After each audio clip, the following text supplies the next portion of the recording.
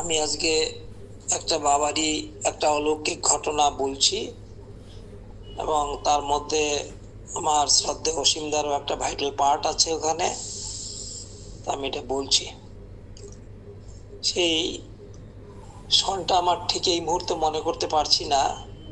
তো আমি ব্যাংক থেকে, যেহেতু পেনশন ড্র করে আমি আমার ছোট বোন এবং সঙ্গে বোধহয় আমার মেয়ে ছিল কিনা আমার ঠিক মনে করতে পারছি না, আমি নিয়ে ওই ব্যাংক থেকে তো হেঁটেই আসা যায়, কোনো অসুবিধা নাই। ওই মালাদির বাড়ির পাশ দিয়ে ওই মাঠ দিয়ে চলে আসলে আরামসে আসা যায়। তা আমি অত্যন্ত অসাবধান ভাবে ওই পুরো টাকাটা, প্রায় 25 না 26 হাজার টাকা ছিল, ওই একটা ব্যাগের মধ্যে এইভাবে ঝুলায় ঝুলায় আমি আসছি, যেটা বাইরে থেকে ট্রান্সপারেন্ট টাকাটা দেখাই যায়।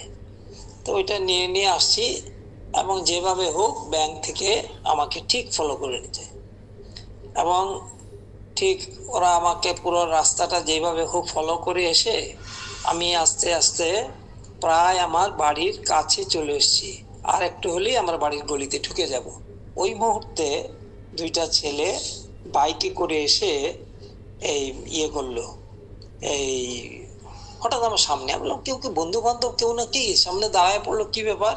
তো বাইক নিয়ে আমি দেখছি দিনের বেলা কোনো অসুবিধা নেই, একদম রাস্তা, এটা মেন রোড। এসে ফট করে আমার হাতে জড়ানো ছিল যে ব্যাগটা, এক টান দিয়ে ব্যাগটা নিয়ে নিল। ব্যাগের হ্যান্ডেলটা আমার হাতেই ছিঁড়ে আছে। নিয়েই বাইকে করে দুইজন সিধা চম্পট। আমি হেঁটে ওদেরকে ধরাও যায় না, যাকে দিলাম আটটা ছেলেকে গিয়ে বললাম যে দেখতে বাবু, গেলাম কোথায় পাওয়া গেল। তো যাই হোক, পুলিশ ছিল ট্রাফিক পুলিশ, ওকে গিয়ে বললাম, গিয়ে তারপরে থানায় গিয়ে কমপ্লেন করা হলো। ওগুলো কমপ্লেনই সার, আর তো কিছু ব্যাপার হবে না। তো ফোন করলাম সঙ্গে সঙ্গে বাবাকে। বাবা বললেন যে এত অসাবধান হয়ে কেউ নিয়ে আসে, মামা দেখো খারুবাজের মামা কত টাকা নিয়ে যায়, কিন্তু পকেটে নিয়ে যায়। তোমার টাকাটা পকেটে করে তাকে আসা উচিত ছিল। পকেটে নিয়ে এলে এত সহজে তোমাদের এইভাবে চিন্তাই হয় না। সে তোমার থেকে ডাকাতি করে নিতে পারে, সে আলাদা জিনিস, কিন্তু ওইভাবে তোমার টাকা নিতে পারবে না। তো যাই হোক, একটা কথা তুমি মনে রেখো, তুমি এই জীবনে আমি যতটুকু জানি কাউকে ঠকাও নাই। পূর্ব জন্মে তাকে এইভাবেই তুমি তাকে ঠকাইছ, কাজী ভগবান তোমাকে সেই তোমাকে কি করছেন, সেই পাপ তোমাকে এই মাধ্যমেই তোমার পাপটা কিন্তু ক্ষয় হয়ে গেছে। ভালো হয়েছে, ঠিক আছে। তোমার যে ছিল সেই টাকা, পুরো টাকা নিয়ে সে মনে খরচ করুক, তুমি রাগ করো না, ঠিকই আছে, হবে, সাবধান হও।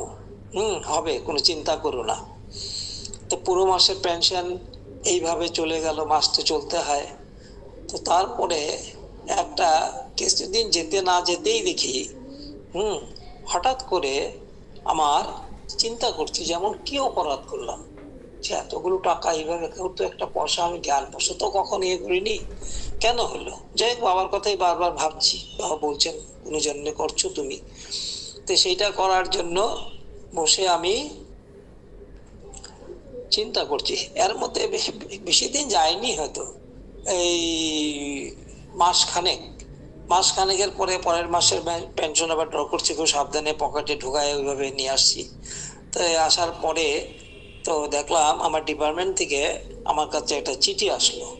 যে চিঠিতে বলা আছে যে যেভাবে হোক, ভুলবশত যেই হোক, তোমার নামটা রোস্টারে যেটা ছিল ওইখান থেকে কিভাবে যেন বাদ হয়ে গেছে, তোমার একটা প্রমোশন ডিউ হয়েছে, এবং এই প্রমোশনটা তোমাকে এটা অর্ডার দিয়ে দেওয়া হলো। দিয়ে এটার যে ফাইন্যান্সিয়াল বেনিফিট, এটার সমস্ত অ্যাকাউন্টস হিসাব করে দিয়ে দেখা গেল যে প্রায় 35,000 টাকার মতো আমাকে পাওয়ার কথা, গেছে 25,000। আর বাবা বলছিলেন যে হবে, চিন্তা করো না। তো তারপরে তো যাই হোক, কেসটা হওয়ার পরে কলকাতা আমার অফিস এটা করলো। কলকাতা অফিস থেকে এটা স্টেট ব্যাংকের যে কলকাতা হেড অফিস ওইখানে আছে, ওখান থেকে পেমেন্টটা আসবে। এবার আর পেমেন্ট তো আসে না। আমি সমানে করসপন্ডেন্স করে যাচ্ছি, ওইখানে চিঠি লিখে যাচ্ছি, চিঠি লিখতে লিখতে হয়রান, সব কিছু হয়ে গেল। ওরা চিঠি কি হারাই ফেললো না কি করলো, কোনো রকম আর কোনো নেই। তারপরে হঠাৎ আমার মনে পড়লো যে অসীম দাকে বলতে হবে। অসীম দাকে যদি বলি তাহলে কিন্তু আমার কাজটা হয়ে যাবে। কিভাবে দেখুন গুরুদেব আমাদের ভিতরে কাজ করান। সঙ্গে সঙ্গে আমি অসীম দাকে ফোন করলাম যে অসীম দা, এই একটা ব্যাপার, আমি তো এরকম ইয়েতে পড়ে গেলাম, আর এখন কলকাতা আবার আসতে হবে, সবসময় ইচ্ছা হয় না, আপনি একটু করে আমাকে একটু দেখুন না। আপনার তো সব পরিচিত আছে ব্যাংকে, কাজে আপনি রিজার্ভ ব্যাংকে আছেন, কাজে স্টেট ব্যাংক সবই আপনাদের ব্যাংকের আন্ডারেই থাকে, ওখানে ওই ব্রাঞ্চে যদি কেউ পরিচিত থাকে তাহলে আমাকে বলে দিন। বলে আচ্ছা আমি দেখছি। এবং উনি ঠিক ওখান থেকে যেভাবে হোক, ওনার ভালো কোনো পরিচিত ছিল, উনি ফোন করে দিলেন। এবং ফোন করে দেওয়ার পরে 1 সপ্তাহের মাথায় আমি আবার একটা ব্যাংক থেকে চিঠি পেলাম যে তোমার এই টাকাটা ডিউ হচ্ছে, তোমার নেক্সট পেনশনে এটা তোমার ইয়েতে ইনক্লুড হয়ে যাবে। ঠিক আছে। এবং এইভাবে 25,000-এর জায়গায় বাবা আমাকে 30,000 টাকা কিন্তু সুদ সমেত তিনি আমাকে দিয়ে দিলেন। এটাই হচ্ছে গুরু কৃপা। একভাবে আমার পাপ মোচন হলো, একভাবে কিন্তু আবার তিনি গুরু কৃপা আবার লাভ করলাম। এবং এখানে এই অসীমদা না হলে ওই টাকাটা আমাকে আবার কলকাতা যেতে হতো, দৌড়াদৌড়ি করতে হতো। আর কলকাতায় গেলে তো হবে না, এত বড় ব্যাংক, এত কিছু ওখানে কাকে ধরবো কি ধরবো, কিন্তু ওখানে উনি একটা অসীমদা একটা ফোন করেই এই কাজটা কিন্তু আমাকে করে দিলেন। এটাই হচ্ছে গুরু কৃপা। এটা বলছিলাম। আর এরপরে যে কথাটা বলছি, এই যে আমরা বেনারসে যাই, বেনারসে গেলে আমাদের আশ্রমে গেলাম ঠিকই আছে, আমরা যারা গুরু ভাই বোন বা বাবার আশ্রিত দীক্ষিত ভক্ত আছি আমরা যাই, গেলে পরে বাবা অনেক সময় বলেন দেখবেন যাও মন্দির দর্শন করে আসো। তা আমরা তো ঠিকই আছে গেলাম, সে মন্দির টন্দির দর্শন করলাম, মন্দির দর্শন করে আমরা চলে এলাম। ঠিকই আছে, ওইখানে নেওয়া হলো, ঠাকুরের উদ্দেশ্যে ভোগ নিবেদন হলো এবং সেই প্রসাদ আমরা নিয়ে চলে আসলাম। কিন্তু ওই জ্ঞানটা হলো না যে যার জন্য এখানে যাচ্ছি তিনি তো ওইখানেই বসে আছেন, তাকে ফেলে এত কষ্ট করে। হ্যাঁ, ওইটা একটা মহা তীর্থস্থান, ওইখানে তো যেতেই হবে। কিন্তু একদিন বাবা বললেন যে দেখো, এর অলিতে গলিতে শিব ঘুরে বেড়াচ্ছেন। এই বেনারস এমন এক জায়গা, তার সাম্রাজ্য তো, অলিতে গলিতে তিনি কিন্তু ঘুরে বেড়াচ্ছেন, সবখানে তাকে তুমি উপলব্ধি করতে পারবে। আর যদি তাকে অলিতে গলিতে উপলব্ধি করতে না পারো, তবে কিন্তু তুমি বুঝবে যে না, তোমার এই যে বিশ্বনাথের এখানে আসা, কাশিতে আসা, এটা ঠিক তোমার হচ্ছে না, এটা তোমাকে উপলব্ধি করতে হবে। তারপরে এই যে ভগবানই সব চেষ্টা করবেন, জ্ঞান চক্ষু তিনি তো করেন, মানুষ কি করতে পারে। একজন আমাকে বললেন এই যে মন্দিরে তোমরা নিয়ে যাও, এটা বাবার হাতে দাও। হ্যাঁ, বাবার হাতে দাও, বাবা নিবেদন করবেন। মনটা প্রথম ভাবলাম আরে সে কোথায় বিশ্বনাথ মন্দির, এখানে যাব, সারা পৃথিবীর লোক জানে সেই মন্দির কত মাহাত্ম্য আছে, ঠিক আছে বাবাকে দিব। এইবার আস্তে আস্তে বিশ্বাস জন্মায়, বিশ্বাস থেকে জ্ঞানের উদ্ভব হয়।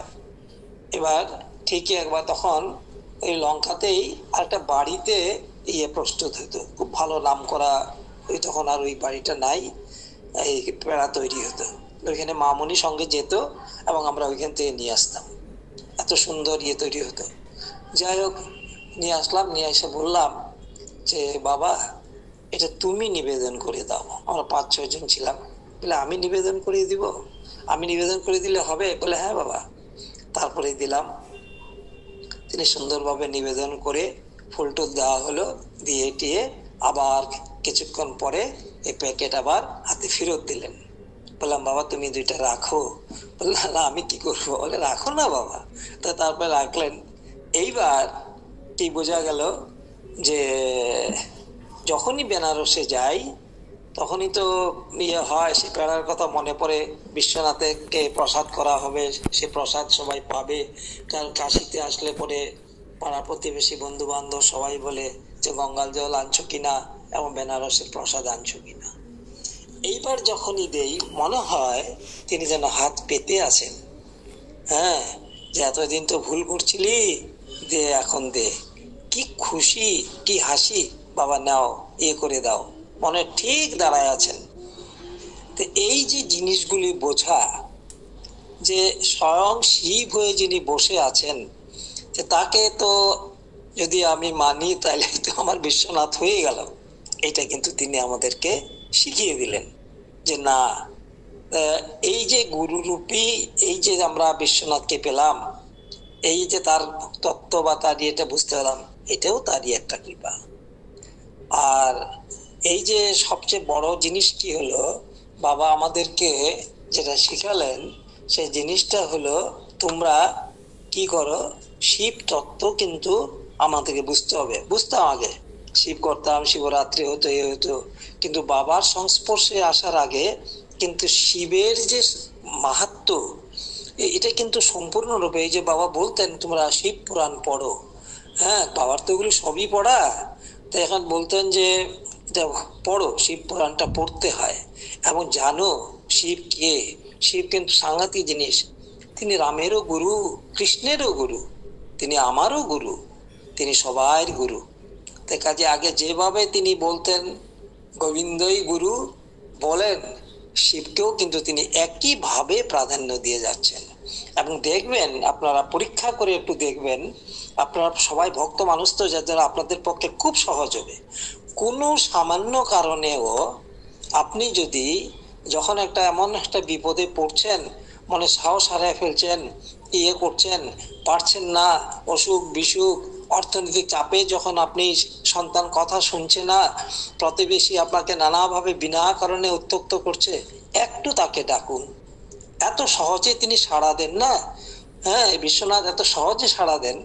এবং তিনি বোঝেন যে এই যে ভক্ত আমাকে ডাকছে, তার মনের মধ্যে কোনো কালিমা নাই, কলুষিত মন তার নয়, সে কিন্তু আমাকে কি করছে, করেই আমাকে ডাকছে।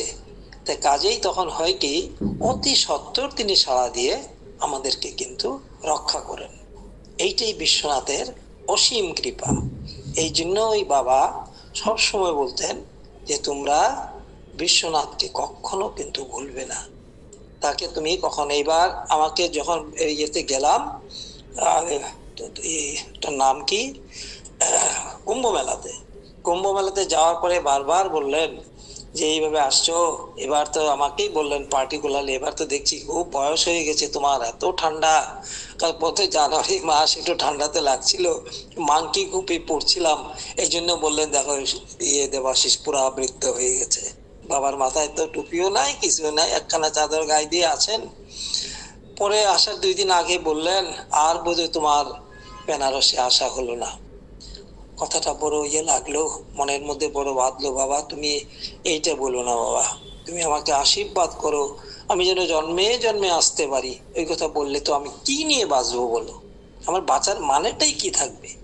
বাঁচাটা শুধু খাওয়া দাওয়া ঘুমানো, ছেলে পেলে নিয়ে ফুর্তি আনন্দ, ওইটা তো নয়। আসল আনন্দটা তো আমি কি করে পাবো? হয়তো আমার কথাটা তিনি করছিলেন, ঠিকই আমাকে আশীর্বাদ করে রাখছিলেন। এই জন্য এবার আবার তার জন্ম উৎসবে আমার পক্ষে বেনারসে যাওয়া কিন্তু সম্ভব হয়েছিল।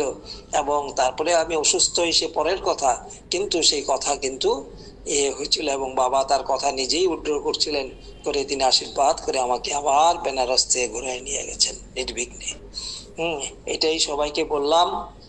আপনাদের কাছে কথা বলতে যে আমার কত ভালো লাগে, ভালো লাগার একটাই কারণ, আপনারা এত ভক্ত, এত মন দিয়ে শুনেন, ভগবান এত ভক্তি দিচ্ছেন আপনাদেরকে, এবং ওই ভক্তিটাই কিন্তু আমি আপনাদের কাছ থেকে কিন্তু একটু চুরি। চরণে সহস্র কোটি দণ্ডবোধ প্রণাম, এবং সমস্ত ভাই বোন আমার দাদাজিদের চরণে দণ্ডবোধ প্রণাম।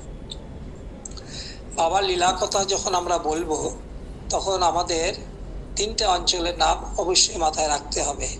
হ্যাঁ, একটা হচ্ছে আমাদের খারুবাজ, 2 নম্বর লঙ্কা রেজারবাড়ি, 3 নম্বর সম্পূর্ণ আমাদের ত্রিপুরা, এবং পরে আমাদের কলকাতার মধ্যেও বাবার কিন্তু অনেক লীলা আছে। হ্যাঁ, তারপরে আসবে শিলিগুড়ি। যাই হোক, এইভাবে সমস্ত জায়গাতেই আছে, পার্টিকুলারলি কোনো জায়গায় না সম্ভব নয়, কিন্তু যেসব জায়গায় বাবা লীলা করছেন, প্রকট হয়েছিল, সেগুলো বলার চেষ্টা করছি। এখন খারুবাজের কথা বলছি। কারণ খারুবাজ এমন একটি জায়গা, সেটা প্রথম বুঝতে পারলাম যখন এই উষাদি নিরঞ্জন দা ওরা পেলেন, দীক্ষিত হলেন, তার পরের বছরটাই, হ্যাঁ একজ্যাক্ট সনটা আমি পরে করব। যখন হলো, তার বাবা বলে চলো তুমি এক জায়গাতে ঘুরে আসি। তো বললাম বাবা কোথায়? বলে এই 5-7 দিন লাগবে, চলো। তো ছুটি নিলাম, ছুটি নিয়ে তারপরে গেলাম সেই খারুবাজ। তা খারুবাজে যাওয়ার পরেই বাবা বলে থাকো, এই উষাদি এবং নিরঞ্জনদার অপূর্ব ব্যবহার, ওনারা বললেন যেন আমি পরম, শুধু বাবা যে এসছেন তা নয়, বাবার সঙ্গে আমি গেছি, আমাকে তারা যে কত আদর যত্ন করছেন সারা জীবন আমার মনে থাকবে। এই ভালোবাসার এই ঋণ আমি কখনো শোধ করতে পারবো না। এই হচ্ছে কথা।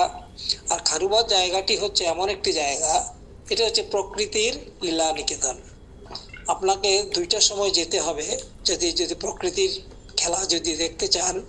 এক সময় হচ্ছে এই শ্রাবণ ভাদ্র মাসে, হ্যাঁ শ্রাবণ ভাদ্র মাসে বা আষাঢ় শ্রাবণই ধরুন, এই এক সময়। আর দ্বিতীয় সময়টা হচ্ছে আপনাকে অগ্রহায়ণ পৌষ মাসে। আমি 2 বাড়িতেই থাকার সৌভাগ্য হয়েছে বাবার সঙ্গে, এই মামার বাড়ি এবং নিরঞ্জনদার বাড়ি। বাবা যখনই যেতেন ওখানে থাকতে হতো বাবার সঙ্গে গিয়ে। যাই হোক, নিরঞ্জনদার বাড়িতে যদি আপনি ঠিক দাঁড়ান, এখন অনেক ঘর বাড়ি হয়ে গেছে, সে আগের কথা বলছি, তখনকার কথা। ওই সময় যে ওনার বাড়ির পাশ দিয়ে যে রাস্তাটা গেছে, ওইখান থেকে যদি আপনি একদম সোজা যদি আপনি তাকান, তাহলে দেখতে পাবেন শুধু যেন সবুজ গালিচা বিছানো, হ্যাঁ অপূর্ব রূপ, সবুজ গালিচা বিছানো, সবুজে সবুজ, কোনো ধুলাবালি নাই, এত সুন্দর পরিবেশ। তার সঙ্গে তার যে শ্বাস নেওয়ার জন্য কি সুন্দর ব্যবস্থা, অক্সিজেনের ব্যবস্থা করে রাখছেন। বাবা বলতেন, বাবা এখানে আসলে আমাকে আর ওই আর্টিফিশিয়াল দিয়ে অক্সিজেন নিতে হয় না, আমি অনেক অক্সিজেন এখান থেকে নিয়ে যেতে পারি। এত সুন্দর, হ্যাঁ অপূর্ব। আবার যখন এই আসবে, অগ্রহায়ণ পৌষ মাস আসবে, তখন দেখবেন চারিদিক সোনালী রঙে ভর্তি হয়ে আছে। সেটা মামার বাড়িতে গেলেও আরো বেশি উপলব্ধ, যেদিকে যত দূর চোখ যাবে শুধু সোনালী সমস্ত গালিচা বিশাল সব ওখানটাতে, এত সুন্দর। এবার এই পরিবেশে বাবা থাকতে খুব ভালোবাসতেন, এবং বাবা ওই 2 বাড়িতেই থাকতেন। অন্যান্য বাড়িতেও বাবা গেছেন, তাদের সঙ্গেও আমি বহু বাড়িতে গেছি। এবং এই যে বাড়িগুলো, এক সময় এনারা বড় কষ্ট করেন, এখনো ওনাদের লোহার কাজ করতে হয়, বেশিরভাগ কষ্ট হয় ওনাদের, শারীরিক অনেক কষ্ট, তুলনামূলক ভাবে ওনারা মজুরি কম পান। যাই হোক, তাদের ঘর বাড়িরও একটু কষ্ট করে থাকতে হতো ওনাদেরকে, বিশেষ করে বর্ষার দিনে কষ্ট হতো। একবার বর্ষাতেও গেছি বাবাকে নিয়ে, যে বাড়িতে ছিলেন জল পড়তো। আজকে কিন্তু সেই বাড়িগুলো সবই পাকা, টিনের চাল, কেউ বিল্ডিং, কেউ সুন্দর সুন্দর মন্দির তৈরি করছেন, সব কিন্তু বাবার আশীর্বাদই হয়েছে। এবং বাবা যে কথাটা বলছিলেন যে দেখো আমার যে কটা জন্ম হয়েছে তার একটা জন্ম কিন্তু আমরা খারুবাজে হয়েছে, হ্যাঁ আমি খারুবাজে, এখানে আমার একটা জন্ম হয়েছে। তো কাজেই এই কথাটা আমরা ওখানে গেলে বুঝতে পারি। 2 নম্বর কথা হচ্ছে, ওখানে যারা আছেন আমাদের গুরু ভাই বোন বা ওখানকার এমনও যারা ভক্ত আছেন, সবাই তো বাবাকে ভালোবাসেন, বিভিন্ন জন বিভিন্ন গুরুর আশ্রয় আছেন, কোনো অসুবিধা নাই। কিন্তু সকালবেলা হলেই মানে যেখানে একটা স্বর্গীয় পরিবেশ, একদম ভোরবেলা উঠে যেতেন। আর ওই নিরঞ্জন দাস প্রসাদ দিতে ওদের অভ্যাস, ওনারা 3টা 3:30টার সময় ওনারা কিন্তু উঠে যান ঘুম থেকে, আমি দেখছি। তো যাই হোক, আমিও উঠতাম, তারপরে স্নান টান করে রেডি হয়ে যাওয়া, বলতেন জব করো, রেডি হও। রেডি হওয়ার পরেই তারা কীর্তন নিয়ে আসতেন, সমস্ত আমাদের ভাই বোনেরা অপূর্ব সুরে কীর্তন করতেন। কীর্তন করে অনেকক্ষণ কীর্তন হলো, বাবা সামনে এসে বসলেন, স্বর্গীয় পরিবেশ। করার পরে আবার প্রসাদি খুব ভালো করে ওনাদের যে খাবার জন্য ব্যবস্থা, কোনোদিন ঘুগনি, কোনোদিন যেটু ওনার ইয়েতে হতো উনি কিন্তু তৈরি করে রাখতেন, এবং সবই কিন্তু বানানো, হাতে বানানো জিনিস তিনি পরিবেশন করতেন। এবং তারা সবাই খুশি মনে কীর্তন করে তারপরে ওইখানেই ধ্বনি দিয়ে তারা চলে যেতেন। এরপরে একদিন বাবা আমাকে বললেন, বাবা তুমি একটা কাজ করো, এখানে তুমি এই যে একদিন ওই মাইক লাগানো আছে এই নিরঞ্জনদার বাড়িতেই, তো তুমি একটা কাজ করো, ওই নারায়ণ বন্দনাটা তুমি মাইকে সম্পূর্ণ মুখস্থ আছে তো? আমি বললাম হ্যাঁ বাবা আছে। তো নারায়ণ বন্দনাটা তুমি করো, পাঠ করো। আমি সম্পূর্ণ নারায়ণ বন্দনা করলাম। করার পরে বাবাও সামনে বসা বললেন, খুব সুন্দর হয়েছে তোমার, তোমার স্বর ধীরে ধীরে সুর হচ্ছে কিন্তু সুন্দর হয়েছে। ঠিক আছে বাবা, তোমারই আশীর্বাদ, তোমার থেকেই তো শিখলাম, আমার আর আছেই বা কি বলো। তো এই করে যখন আমাদের দিন যাচ্ছিল, তার মধ্যে একদিন আবার মামা বলে চলো মামার বাড়ি যাবেন। মামার বাড়িতে তো অনেক লীলা, বলতে অনেক সময় লাগবে, তো আজকেই বোধহয় সব শেষ করতে পারবো না, সময় হয়ে যাবে। ওইখানে বাবা এই যে একজন আমাদেরই গুরু ভাই, তিনি টেলারিং এর কাজ করেন, তাকে দিয়ে বিভিন্ন রকম বাবা এই যেসব ফতুয়া পড়েন, মার্কিনারি এগুলো পড়েন, সব ওইখানে দিয়ে সেলাই করে দিতেন ওই ভাই। তা আমাকে বাবা বলতেন তুমি এখানে বসে থাকো। ঠিক আছে বাবা, আমি বসে থাকলাম, দেখে দেখতাম উনি কি করছেন। এবং কি সুন্দরভাবে ওই পোশাকগুলো বাবা বানানোর পরেই রাত্রেবেলা টাটকা গোবরে একটা পাত্রের মধ্যে নিয়ে সমস্ত কাপড়গুলো ওখানে ভিজিয়ে রাখতেন। ভিজিয়ে রাখার পরে সকালবেলা উঠে সেই মার্কিনগুলো ধোয়া টোয়া হতো, ধোয়ার পরে পরিষ্কার হলো, সাবান দেওয়া হলো, দেওয়ার পরে নীল দিয়ে মেলে দেওয়া হলো, ধবধবা পরিষ্কার হয়ে গেল। কি সুন্দর। এবং মামুনি এইসব কাজগুলো নিজের হাতে করত। খুব সুন্দর কথা। এবং ওইখানে যে বাবা, যে মামার বাড়িতে একটা বিল আছে বিশাল, ওই বিলের পাশে বাবা চেয়ার নিয়ে গিয়ে বসে থাকতেন। অপূর্ব দৃশ্য। ওইখানে গিয়ে বসে থাকলে বাবার সঙ্গে গিয়ে আমরা একটা টুল হোক কি হোক বসতাম, বাবা একটা চেয়ারে বসতেন, কত রকম কথা ওইখানে বসে বলতেন, সমস্ত ঈশ্বর তত্ত্ব। ওই কথাগুলো শুধু এখনো সব সময় কানের মধ্যে বাজে। এবং এনারা সকলেই, ওই গ্রামের সকলেই অত্যন্ত, সবচেয়ে বড় পরিচয় হলো ওনাদের, এনারা বড় ভক্ত, কিন্তু ওনারা অত্যন্ত ঈশ্বর প্রেমী। গুরুদেবের প্রতি তাদের সাংঘাতিক বিশ্বাস, এবং এই বিশ্বাসের দ্বারাই কিন্তু এনারা আজকে দেখেন কতখানি উন্নতি তারা করতে পেরেছেন। এটাই কিন্তু আমাদের সবচেয়ে বড় দেখার জিনিস। এখানে আরেকটা কথা আসবে, প্রসাদীর বাড়িতে, ওইটা না বললে সম্পূর্ণ হবে না কথাটা। সেই যে যজ্ঞের কথা সবাই জানেন, এ কথা নিরঞ্জন দা বিস্তৃতভাবে বিয়েতে লেখাও আছে। কিন্তু এই যে এখানে যে কথাটা আমি বলবো, সেই কথাটা হলো যে ওই যজ্ঞেই বাবা 16 জন পুরোহিত যাদেরকে ঠিক করলেন, সবাই কিন্তু ব্রাহ্মণ ছিলেন। যাই হোক, তার মধ্যে আমারও একটা সুযোগ ছিল। কিন্তু বাবা যে কোনো ইয়াতে বিশ্বাসী নন, তার প্রমাণ হলো প্রত্যেককে দিয়ে তিনি কিন্তু ওই যজ্ঞে কিন্তু আহুতি দিয়েছেন।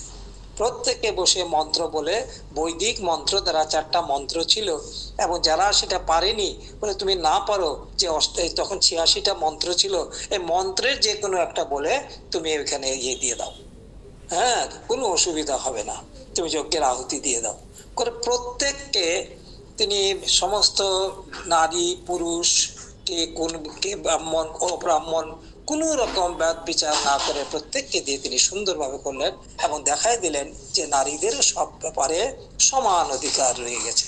এইটাই তিনি এই যুগে এসে আবার কিন্তু বাবা দিয়ে দিলেন।